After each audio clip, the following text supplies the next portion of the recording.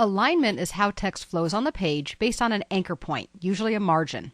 Indents, on the other hand, refer to the amount of extra space between the margin and the start or end of the text. It's not alignment, and we can have either left or right indents or both. Let's go ahead and scroll down to page 2, where again we have some paragraphs of text, and this time let's work with our second paragraph, the one that starts below our drop cap that says, "Despite the recent economic downturn." Let's play a little bit with indents here. Because this is a paragraph setting, we do not have to select the text, so I'm just going to click anywhere inside of that paragraph. Now we're going to move up to the ribbon. We're on the Home tab in the paragraph group. We actually have two buttons, one that allows us to decrease the indent and the other that allows us to increase it.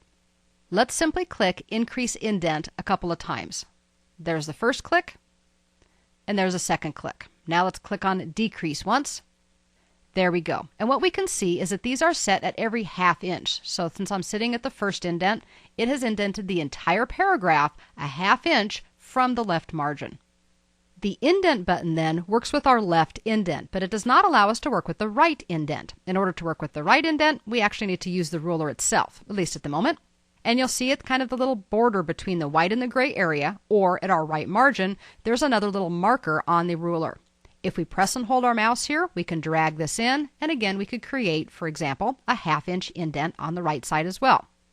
If we wanted to do that on the left-hand side, we could do that by grabbing the little box. Now here there are actually 3 different indicators, one that kind of looks like a little down arrow, one that looks like an up arrow, and the box. When we're working with indents, it would be the box, and you can see if you pause over it, it actually says left indent, and that will let you know that you're working with the proper marker. In this case, we've indented this paragraph both a ½ inch on the left and a ½ inch on the right, and what it actually looks like is something called a block quote. A block quote is generally when a quote is longer than about 4 lines of text. This is not a block quote, but I just wanted to mention it while we're here.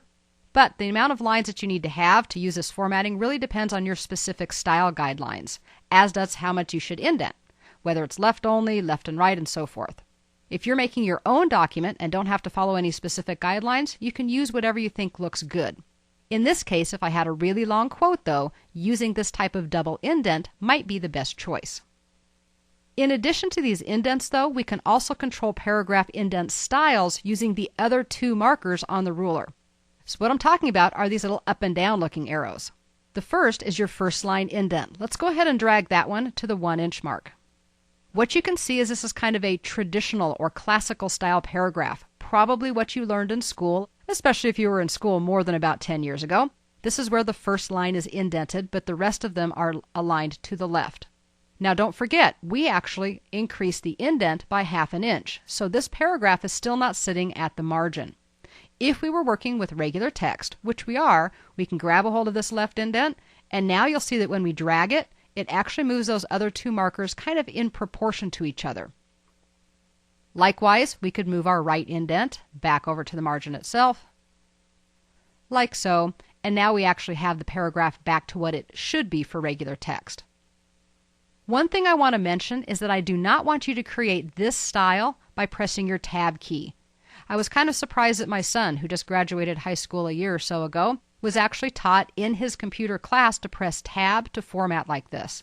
It's not that that's wrong, but it just isn't the best way to use the tools. Instead, you should be using the paragraph settings instead of the Tab key. The Tab key is kind of a hangover from the old typing classes. So that's one option that we have. Let me show you another option. I'm going to drag that first indent back to the left, and then I'm going to grab the one that looks like an up pointing arrow, and this is for all of the other lines in that paragraph. We're going to drag that one to the right. What we've now created is something called a hanging indent, and it's true a majority of people may not work with hanging indents. We see these though a lot in legal documents. We've now kind of seen all 3 paragraph styles. This is a hanging indent. This is something called flush left, where there is no indent at all. And as we said earlier, this is your traditional type of first line indent, all of which are available and very easy to do using the markers on the ruler. Personally, I like using the ruler because they're fast and they're also very visual. Sometimes I don't know exactly how much I want to indent something, and my style guidelines don't tell me, but I can just see how it looks on the page, and that usually is good. By the way, if we do want to set one of these properties in the ruler to an exact amount, We can do that too by holding the Alt key while we drag. And I just wanted to show you how that worked as well.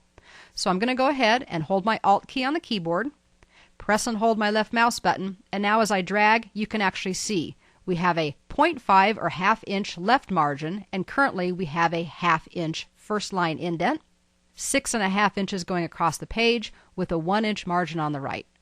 That's a lot of information, and I didn't have to go into the page setup dialog box, and I didn't have to go into any other types of things in order to get this information. Now I'll just simply let go of both the Alt key and my left mouse key, and it disappears. Regardless of how we create them and whether they're specific or just general and visual, indents play an important part in our overall document layout. Whether it's flush left, traditional first line, or even double indented block quotes, they all have their time and their purpose and can be easily configured in Word, either using the indent button or the ruler.